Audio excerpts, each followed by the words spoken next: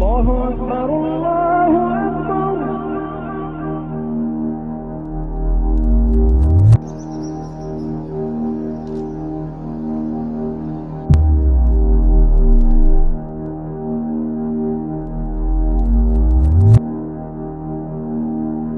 morning, for the first time ever, Pope Francis delivered his Sunday prayer via video link. He admitted to feeling caged. The world as we know it's about to change forever. By the time people woke up here, normal life had been suspended. The world system is already collapsing and nations are in peril. We are facing a serious disaster. This is not the time for our usual jokes and comedy skits. Laughter won't save us from this. The coronavirus has made landfall and the world will never be the same again. Don't be deceived by stupid propaganda. Don't let anyone tell you it's just a flu that affects only the elderly and the weakened. The world is facing an existential threat and most people don't know it.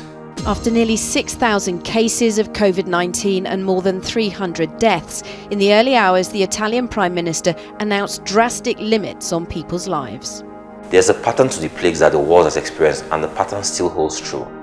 In 1720, the Great Plague of Marseille killed 100,000 people in Marseille. In 1820, the world experienced the first cholera pandemic, which also killed over 100,000 people. In 1920, it was the Spanish flu. It was an influenza pandemic that infected over 500 million people and killed over 100 million people. It is now 2020, and it is the coronavirus. The mistake we are all making is thinking that the world of 1920 is the same world of today. The world has truly become a global village and we are more connected now than we've ever been.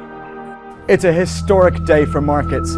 It's an environment we've not seen since 2008 and perhaps even long before then. For many asset classes, these are moves that are unprecedented. The coronavirus is already in over 60 countries in a 3-month period, but beyond the infection spread and the fatality count, the world system we know now might just disappear before the year runs out. The coronavirus is about to impact the global economy like nothing ever imagined. And anytime there's uncertainty in the market, that's typically when the market really reacts. And we are at unprecedented uncertain times. Countries and companies will go bankrupt.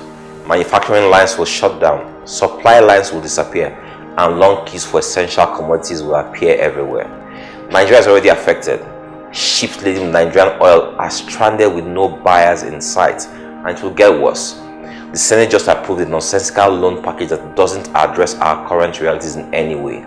In the next 4 months, when it is clear that most nations are in peril, it will be difficult to get any loans, especially for foolish projects. We're a mono economy, dependent mostly on oil, even though this administration touts all sorts of numbers, suggesting that we have diversified. This is the litmus test for the Buhari administration. This will have been the opportunity for our farms to feed Africa, if not the world. But unfortunately, armed herdsmen have scared people away from farming. Saudi Arabia yesterday started an oil war that will redefine world economics. The weak will be consumed, the rich will become poor, and the poor will eat the rich. At a time like this, our country needs the best hands to pilot our affairs and not the clannish approach to governance that we currently have. Our fault lines are about to be exposed. The world will see our nakedness.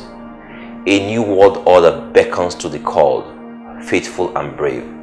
This is not a message of doom, but a message that says, prepare, because the earth can no longer stomach the wickedness of man and evil that freely roams the earth. The $1 million question is obviously, what can we do to avert this? Stay tuned.